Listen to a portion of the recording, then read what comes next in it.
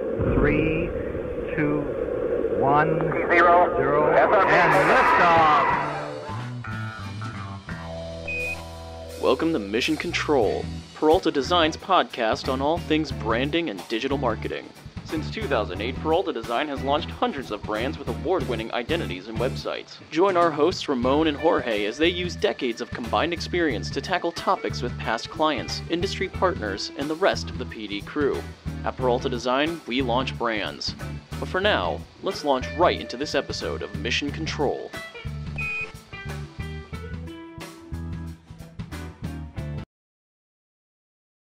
Hey everybody, welcome to Mission Control, where we respect the grind and reclaim the American dream. I am your host, Ramon Peralta from Peralta Design, and we launch brands. I'm very excited today. We have a very special guest. She's in-house. We're back recording in the in-house studio. We're not on Zoom at the moment, so this is very refreshing to see human beings in person. She has built an amazing career in journalism, storytelling, public relations, and she's in the New Haven area, greater New Haven area. She's mission-driven. She's championing for the undocumented and the marginalized and those whose story needs to be told. And she's also an amazing entrepreneur who I've gotten to get to know better recently. And most importantly, why she's here. She's the founder of the Narrative Project. Please help me welcome Miss Mercy Quaye.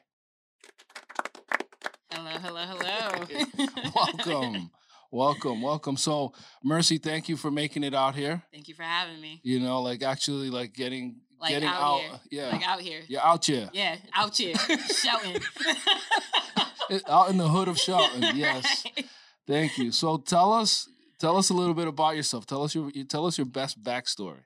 My origin story, I think this is where I say I grew up with migraines and I hated the sound of children's laughter. And that's how the villain story starts. This is going to be a dark episode, I can tell. That's how the villain story starts. No, you fell into a vat of chemicals and and that's when I realized you got superpowers. Exactly. So, I mean, the way I tell this story is that. And by the way, you're a hero. You're not a villain. I appreciate it. Out there. It all depends. History is written by the victor, so it all depends on who's telling the story, who's the villain, and who's the hero. Mm-hmm. But I will say that the way I usually like to start the story is I knew I wanted to be a journalist when I was 5 years old. Right, my grandfather. We lived in the projects. At 5 years old, I moved from Georgia. To New Haven, Connecticut, and we lived in a housing development that they called the Blue Dungeon. Now, I don't know what it was really called. I don't know what the housing authority of it was probably something like the Greens or something. Right. But we called it the Blue Dungeon. Something more like charming. Exactly. But No. If you live there, it has its own name. Exactly. Yeah. And so. I think that one thing when you live in a housing development is you become really interested and connected with the stories around you, the people around you. And my grandfather, he bought me a recording device. It was a tape. It had physical tape in it. You could push play and record. Mm-hmm. You could record it and with a microphone and play over it. And so I was going around, I was interviewing people. I was making these little, what we would now call podcasts, right? Yeah. Going around the development, interviewing people, telling the story, getting the scoop. But I could only get one interview down before the tape ran out. And then I had to that was it. You recorded over it? I had to record over it. Well, I could do as many as 2 episodes, flip it around, record that side, and then I had to record over it. But, I got into the habit and develop the passion, the interest of storytelling really early on.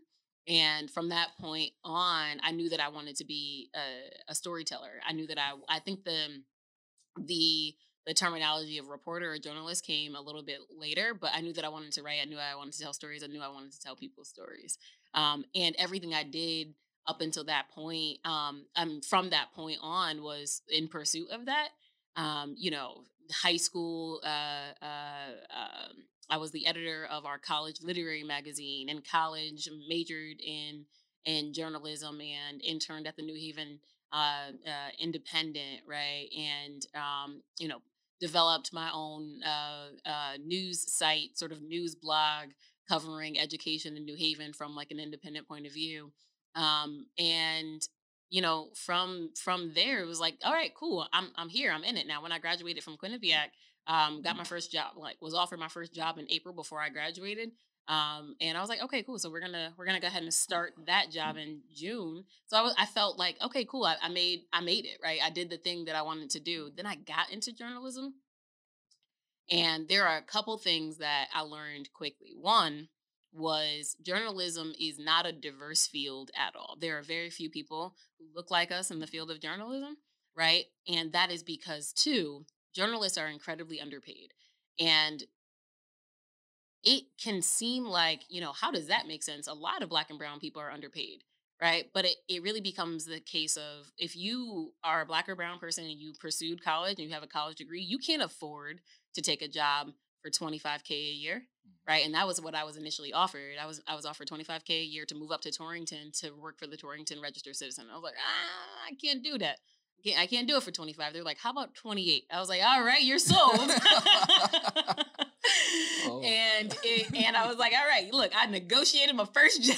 Yeah, good for you. But I did that for a couple years, and ultimately it just came. I don't know how. I don't know how. You stood your ground. I did it for a couple years, yeah. and worked at the Torrington Register Citizen, came down to start the breaking news team at the New Haven Register. Over the years, have been doing some work for the Independent, again, Trentonian. Some of my pieces were featured in CT News Junkie. I mentioned the Trentonian. Some of my pieces were picked up in like USA Today, New York Times. Did a piece when I as an independent freelancer, I wrote a story about Fairfield University. They had a ghetto party, and I was like, I'm all over this one. That got picked up. That blew up. And so, meaning for them, it was a theme. The theme, right? Exactly. Growing up in the Culture Blue Dungeon, costume, however, exactly. like growing up in the Blue Dungeon, that wasn't a theme. It was like, it was just an adjective. It was just like, and so let's dress up as poor people that live right, in urban settings. Exactly. And it was, we're talking brown makeup. We're talking, oh my God. It was, and so like some of that work ended up getting picked up, and like I said, New York Times, USA Today, it was kind of a big deal. But my biggest thing was that, being a reporter for that period of time, it was like, I'm actually not interested in this.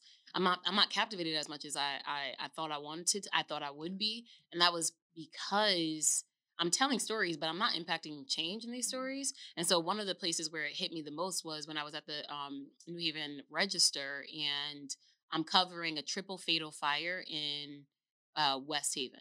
And it was like, these are big stories, right? Yeah. And when you are on the breaking news team at a paper in your hometown, some of the stories that you're covering are about people that you might know, or people who are at most 3 degrees removed from you, right? And so there are stories where they're like, oh, Mercy, can you go to that person's house and see if they'll give you an interview? I'm like, I went to high school with that person, so I'm probably not going to do that. So if I'm covering a triple fatal fire, I'm like, I'm not able to make any real change in the stories that I'm covering. If I'm covering inequitable education, if I'm covering the school system, I can't make any change in this. If I'm covering, poverty on downtown, or folks sleeping in tents on the green, I can't make any change here. I'm just reporting, and at a point, it feels more sensationalism, like exploitation, as opposed to really investing in the work to support the issue, right? And so thinking about, all right, well, I just spent the last 20 years in pursuit of this thing. How can I take these skills and make them transferable into something that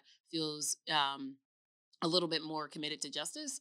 And then I started to pursue that. That's when I made the career shift to public relations. I started off at a nonprofit doing communications. I was a communications associate for the Connecticut Coalition for Achievement Now. And then from there, actually, that was 2015, and that was, I think it was Mike Brown happened in 2015, because it was the shooting of an unarmed Black man, and I think it's Mike Brown, but it actually speaks to it actually speaks to the gravity of the issue that I don't know which one it was, right? And so there I am feeling, and I think everybody around me is sort of just feeling it and not really knowing what to do with that. And so I was like, all right, I'm going to post on Facebook and try to convene people in a space and just let's talk about it. Let's just figure out what's going on. And I called that conversation the Black narrative. It was like, who controls the Black narrative? Right.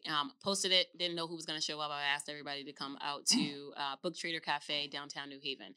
Now, if anyone's ever been in Book Trader Cafe, you could probably fit comfortably 25, 30 people. At the tables that they have laid out, there was probably 50 or 60 people who showed up to have this conversation. Wow. Folks were standing it was just like folks showed out to have this conversation. I'm like, all right, cool. There's a lot more people than I thought would be, but like, let's do it. And I didn't know how we were going to monitor the conversation in a way that like held for a steady flow. And so someone was like, hold on, I'll be right back. They came back with a volleyball and was like, why don't we just throw this volleyball around and whoever has the ball can talk. And at the end of the night, everyone signed that ball. I still have that ball in my basement today.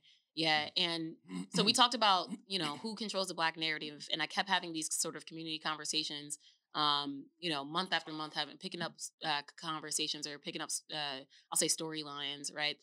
One was the race problem with feminism. One was police accountability, violence in our towns, right? And one was like the Black community and homophobia, right? We were picking up all these issues. And we called the group, and I say we because it was me organizing it and then other folks who were just sharing it. It wasn't a formalized coalition. It was sort of like, yeah, I want to pick up this one. And I was inviting people to speak, sort of lead the conversation as thought leaders, right? Also challenging, dismantling the idea of what a thought leader is. You don't have to have 3 degrees to be a thought leader. You're a thought leader because you have a lived experience, and you can come in and lead this conversation because of that. And the entire series, we were calling it the Black narrative, but we started to diversify so much that it was like, we can't keep calling it that. And so we played around with a couple names, and it was like, I think it's the Narrative Project. We pull out all together, we make it broad, but also we use project to describe that this is a focus of ours, right? We are focused on telling these stories and understanding them. And so we adopted the name, the Narrative Project. And what ended up happening, by this time, I'm the director. But you're not an agency yet. We're not an agency yet. No, this is what I call it. It's kind of like a precursor. Exactly. This is all pre-story. And so what I call it the prologue, right? Uh-huh. And so what ends up happening, by this time, I am the director of communications for New Haven Public Schools. And what ended up happening, I call it your 9 to 5, and then you have your 5 to 9. So New Haven Public Schools, that was my 9 to 5. And then the Narrative Project was my 5 to 9. And what was going on was folks knowing my background in journalism and communications and public relations, but then also knowing that we're doing, privilege walks and having these deep conversations, were reaching out. I was like, hey, Mercy, can you help us with our comms over here? Can you help us with our comms over here? And I'm like, okay, cool. Yeah, no. And now I'm consulting, right? And it was like, this turns into consulting on the side, in my 5 to 9. But when I get into these places, and it's just me, when I get into these places, I'm like, what's happening here? What you're actually experiencing is you don't know how to talk. So for instance, we did a privilege walk inside of school, and we're having a courageous conversation about race. And I'm like, you don't actually know how to talk to your staff of color or your students of color. So that's a communications issue. But I'm happy to continue talking about the Narrative Project stuff. Or somewhere else, I'll be working with an organization, and they're like, oh, Mercy, well, we need help with our social media. And I'm like, we don't really know how to connect with people on social media because, we're trying to serve a diverse community. I'm like, yeah, you're having trouble with, connecting with diverse individuals because you don't know how to connect with their stories. And so for me, it just after a while, I was like, I am working in I'm so compartmentalized that actually what I need to be doing is bring these two things together. Right. And so in 2000, you went there for one thing, but then you realized there was a need for something else. Right. And it almost always happened that whatever they asked me to do, I would walk in and realize that they needed the other thing that I do. It was too. a symptom for something else. Exactly. Right. And so in 2017, I was like, I guess I'm doing this full time now. I'll go ahead and do this full time. And so But to leave that job with the school system, that's a pretty good job with, it was because you could have secure. been like pensioned and the whole thing. Very much. It was a secure job, and it was. I will say that, this is a testament to the working under fantastic leadership. I worked under the leadership of Garth Harries, and it was great. But the school district was at a time when they were going through turmoil themselves. Was there any big controversy that happened under your kind of term that you had to kind of cover up? Or Was there? give me some scoop. So, I mean, I'll start with... What was like the pick one, like a tough one? A tough, I mean, what? So I'll start with... I was like, where do I start? I'll start with a funny one. It was probably like 3 weeks into the job. No. I started in May, and so October, like right around Halloween season, our media monitoring service gives me a call. It's like, hey, there's a lot of activity on social media. I don't know if this is something that you all are putting out. I was like, what's the activity? He was like, something about clowns. I was like, okay, something about clowns. It's Halloween season. I don't need it to be nothing about clowns. And so we look into it, and what ends up happening is that there are several threats of killer clowns in several high schools. Yep. It was the killer clown scandal in New Haven. And it was like, all right, well, this is not what I want to be doing right now. So, getting together with district leadership, we decided, we can't risk, because there were stories all around the nation about killer clowns, copycats, exactly, and so forth, right? And so, like, we actually can't. No matter if this is a copycat, no matter if this is like a hoax of some kind, we actually can't risk that. And so, for this season, we can't allow costumes in schools for this season, which is not fun to have to tell people. Right. I'm the mouthpiece of the district. I got to be the person to say it. And so, I talked about how I had been quoted in USA Today and New York Times. I was also quoted in USA Today and New York Times for this one. It was like New Haven Public Schools spokesperson Mercy Quaye announces that it was Halloween is canceled in New Haven. So tell your friends I canceled Halloween in New Haven. No. But I mean, there were a number of other things, right? I think the school district was at a point where there was a huge fissure on the Board of Education,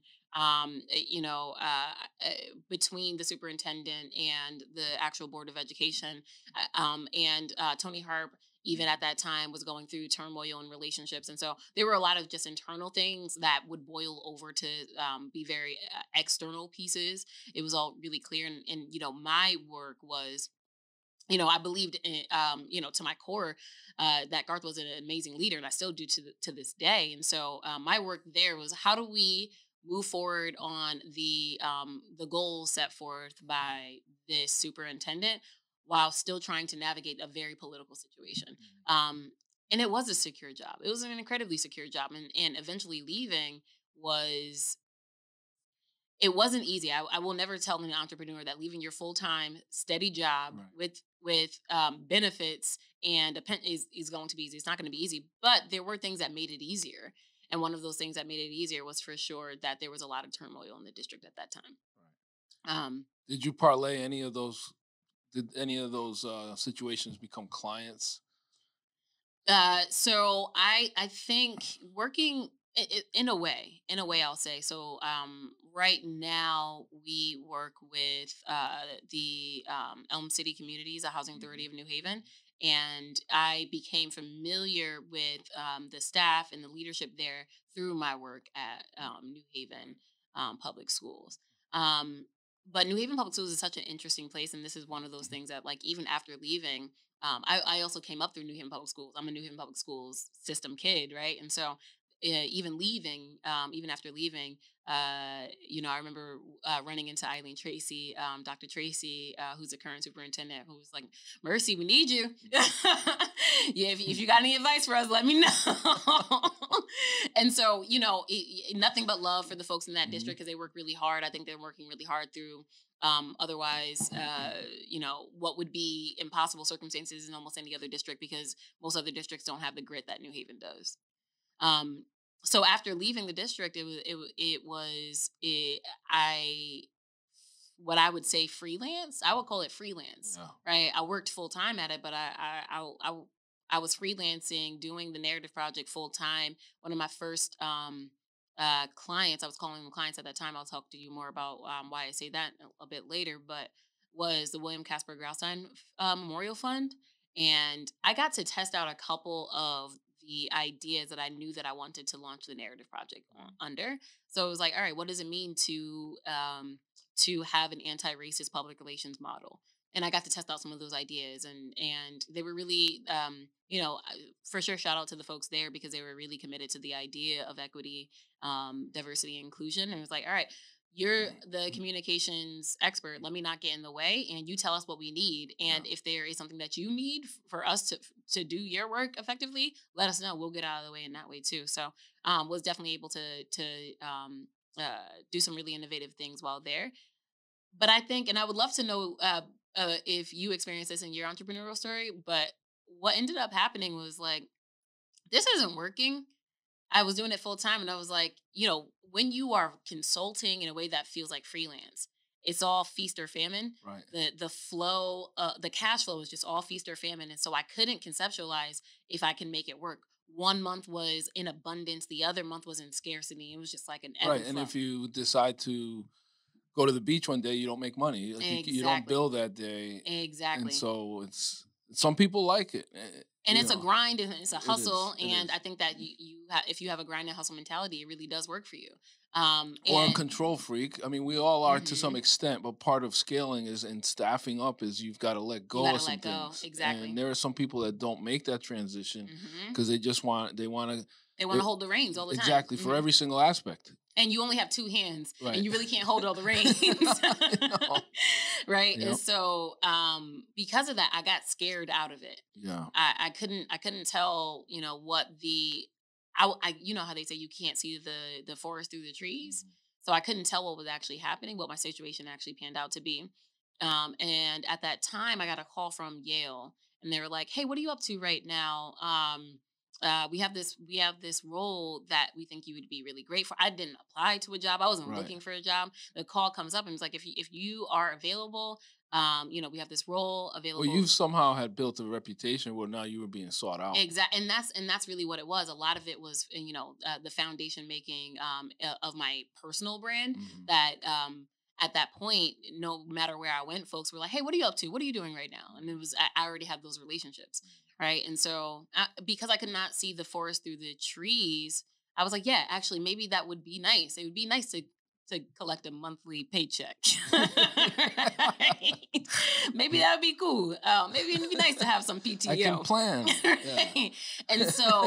And so I went. It was in October that I went back to work, and that's really important, because I got my W-2s came in January for the year prior, and I looked at them for the time that I was consulting, and then I looked at what I was making at Yale, and then I looked back at the W-2s from the time I was consulting, and I looked back at what I was making at Yale, and I was like, oh, this might not have been a great idea. Right. And so I was like, but I made this commitment.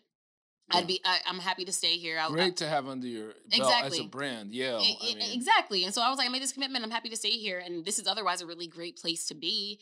Like another place where you could retire if you truly wanted to. It wasn't quite what I wanted to do, but another place where you could be secure. And so I stayed. And January rolls around. Like I said, I get a phone call from an organization. I was like, hey, Mercy, are you accepting any clients right now? And I was like, no, I actually started a new project. I'm not going to be able to accept any clients for a while. Like, okay. February rolls around, I get the same call from a different organization. March rolls around, I get the same call from a different organization. You're noticing a trend here, and you're letting things go that you could be monetizing. April rolls around, 2 organizations. May rolls around, 2 more organizations. So by the 5th month of the year, I have 7 inquiries from 7 different organizations about whether I'm accepting clients. And at a certain point, I was like, if I keep saying no, I'm not going to have anything to say yes to later on. Right. And so, after a couple conversations with the folks over at Yale, what I said to them was, I'd be happy to go part-time until you find somebody to replace me. And I'd even be happy to help you, to assist you in that transition. And what ended up happening was, this was May. I established as an LLC May 23rd that year. The year was 2000. I don't quite remember what the year was. Established an LLC and then started going part-time at Yale in August. My last day at Yale that year. Oh, this was 19. My last day at Yale that year was December.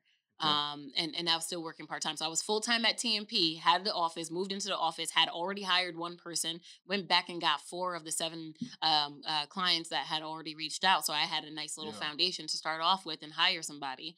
Moved into the office, working full-time at TMP and part-time at Yale for like another 6 months or so, whatever that time frame is. And officially launched and sort of had our launch event as a public relations agency on 10/10/19, and we called that event, because I like to do things very on brand to storytelling. We called that event the Prologue, and it was a fantastic event. Paul Bass came and asked me the same kind of questions, like, where'd you start out? What was your story? And I was like, I knew I wanted to be a reporter when I was 5 years old.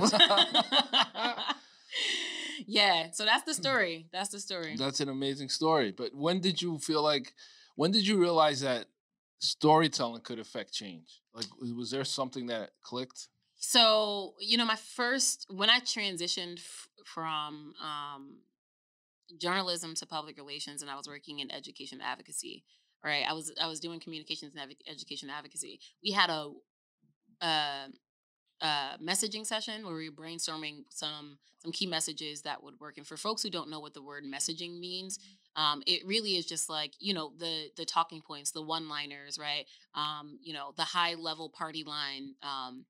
So we were brainstorming messaging that could work to talk about inequitable education in Connecticut. And they had just done some research, because they had a really well built out research and policy department.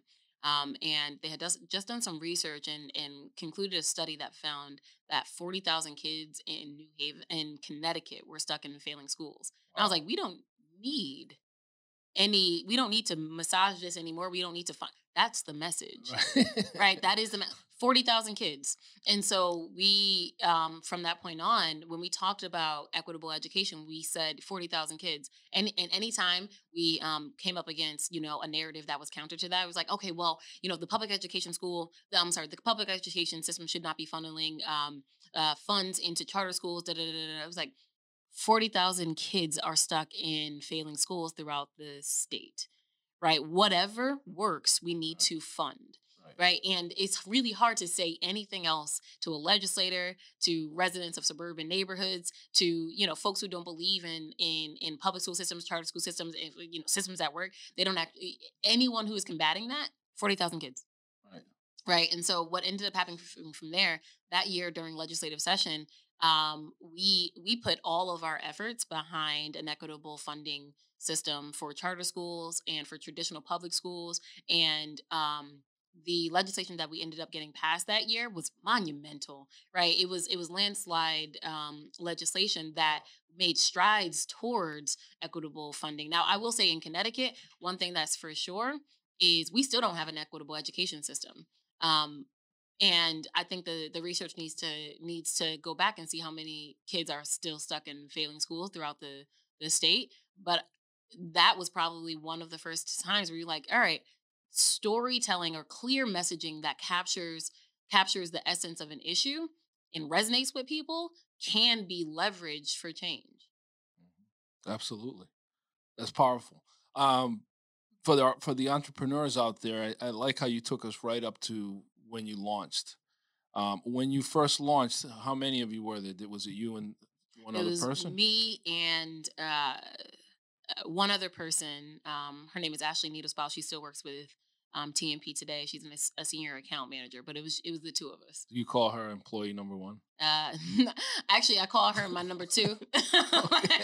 Or I'll say I'm a Trekkie, so I call her my number one. Okay. Yeah. Okay. And what's been your biggest challenge in scaling and growing the team since then? Sure. So that was 2019, right? I said 9/9/19. Oh, what? I said 10/10/19. 10/10/19 was the day of our launch. And we had been working since May that year, but 10/10/19 was the day of our launch. A huge thing happened to the world just 5 months after that. And it was a global pandemic. You might have heard of it. That's on my list of questions. Yes. Right. And so one of the biggest challenges was, we are steadily trucking along, securing a new account after a new account. No month has gone by without securing a new account. We're having conversations with folks at the state, folks just all over the place who are interested in our work. And March hits, and I know that this is one of the largest accounts that we are about to sign on and would be secure. It has the backing of a large organization, like a family foundation behind them, and it was on the final round of sort of negotiating on the scope of work. And the day that they were like, "All right, we're excited to go," was March. It was Friday the 13th in March in 2020.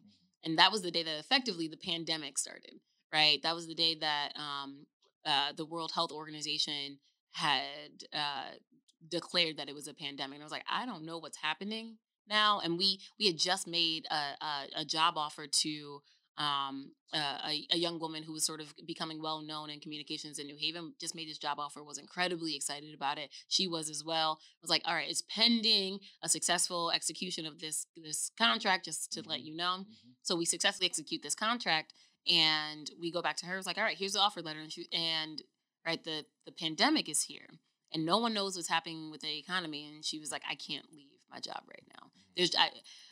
Mercy, do you have benefits? Mercy, do you have a 401k? Right. I can't leave my job right now. I've got a kid. I can't do that.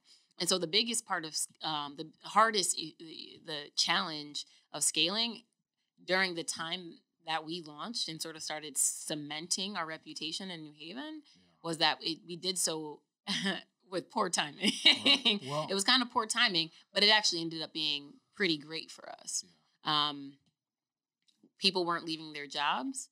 But for the first time, I think, since I've seen, organizations were starting to look at, right, a couple months later in May, you have Ahmaud Arbery, you have Breonna Taylor, and you have George Floyd. It's like in that order, right? George Floyd was like the straw that broke the camel's back. You cannot deny it. Exactly. No matter who you were. It's on video. Exactly. It's a murder on video. And so at that point, organizations started to say, wait, okay, look, we just got you. We just found out that we all have to stay home. We don't know how to connect with people on social media. We don't know how to connect with people in digital platforms. So we need help with that to begin with. But now you're also telling me that I need to do that from a lens of equity and diversity. I don't know how to do any of this. Enter the Narrative Project, who, right, like I've been doing that work for years prior to, and we just established as an agency. So we actually, our portfolio of clients, and I actually don't call, I call my clients what a typical agency would call clients. I call our clients partners. Our portfolio of partners doubled during that time, and it allowed me to double staff during that time. And the folks who, sort of luckily for me, the folks who were looking for jobs during that time were folks who were laid off from places who didn't actually want to let go of their talent, right? And the folks who were most impacted by layoffs during the pandemic were Black and brown people. And so my staff is incredibly diverse right now for that reason exactly. Yeah, well, I wanted to ask you about that because allyship's important, and you've got a really diverse team, and they must come in knowing what the mission is at the Narrative Project. So what's it like attracting them, or do they come to you, or do you have a network where people are like, hey, Mercy, I want to be part of the solution, and Tell me a little bit about allyship. Yeah. So it's really interesting because our team is made up of a diverse group of passionate communicators who care deeply about racial equity, right? Their background, and this is a weird thing for me to say, but I do feel this way, their background almost matters less than their commitment to racial equity, right? White folks, Black folks, right? Latinx folks, right? AAPI folks on my team, everyone comes in with the understanding that anti-racism is an action. It's not a journey. It's not an achievement. It's not an achievement. It's not a destination. It's a journey. It's a practice, right? It's an activity. We have that conversation in our interviews, right? When we are interviewing people and we're sort of screening, define anti-racism for me, right? And that's how if you are a values-based organization and you're recruiting, if you're interviewing, ask those questions and you're not going to change people's minds once they're hired, right? And it's like we have to be looking for people who are excellent. We have to be looking for people who have the skill set. But if you're a values-based organization, if you're a mission-driven organization, you have to be asking those questions during your interview process so that you are cultivating a team who deeply believes in that mission before they join your team. It's going to be the hardest thing to turn people around after they're already on staff. It's like, no, what? You hired me like this. Well, listen, I want to give you time to kind of share, the avatar of an ideal client, and then how people can reach you, and really just kind of give us your pitch or kind of go over the services at TNP, because this hour went by super fast. That was an hour? Yeah, we're approaching it. It was quick, but I want to make sure we and it's an amazing journey, and I think there are going to be a lot of takeaways for our entrepreneurs out there that are listening. Tell us a bit about your ideal client, a success story, or the kind of work that you're doing, and then how can people? What's the onboarding like? How do people get a hold of you in your firm? Yeah, that's great. So my ideal client right now is an organization who wants to partner for change, who is committed to, you actually don't have to have been doing anti-racist work well, or at all, but you need to be committed to making a change, right? And so we've got 12 key issues, and those are all listed on our website. And part of the reason why we don't call the organizations that we work with clients is because we want to partner with you to achieve the goals of these 12 key issues, and that spans the gamut from education to police accountability, you name it.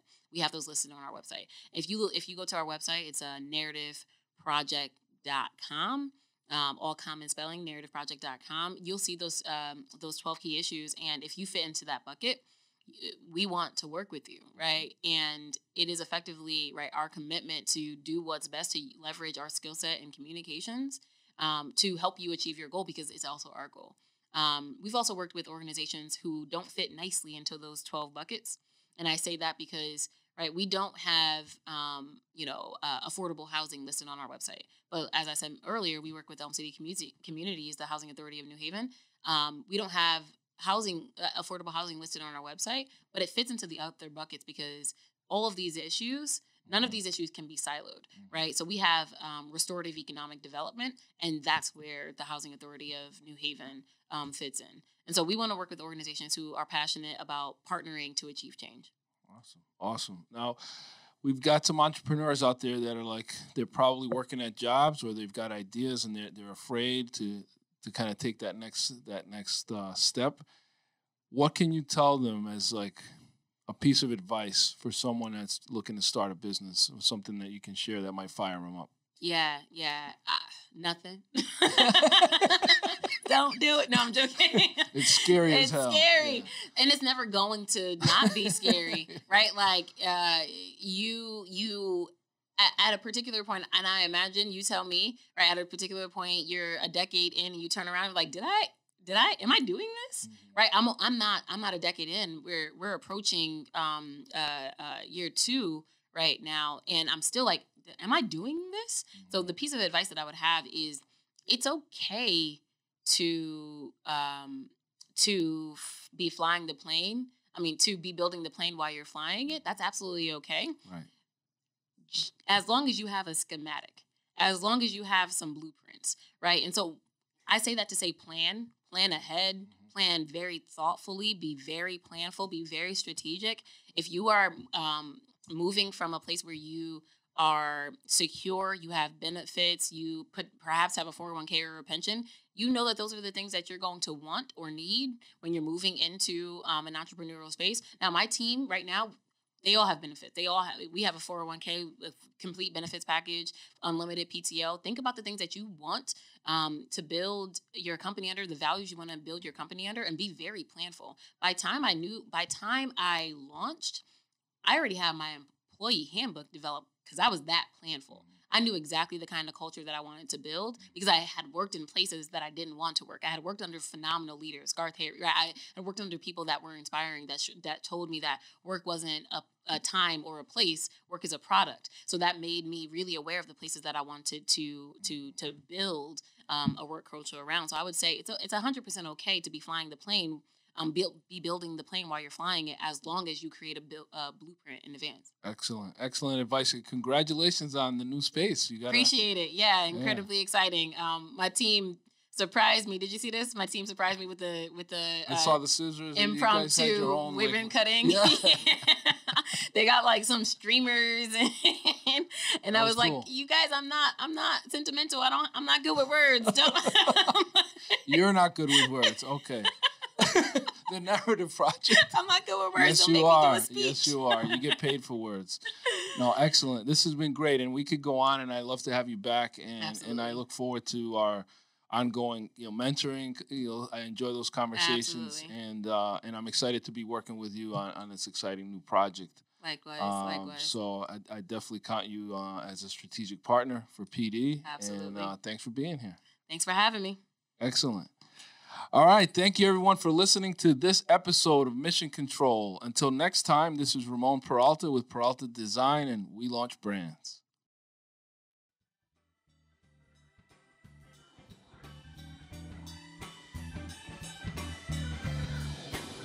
Thank you for taking this journey with us. To learn more about Peralta Design and our work, go to www.peraltadesign.com and subscribe to keep up with the crew.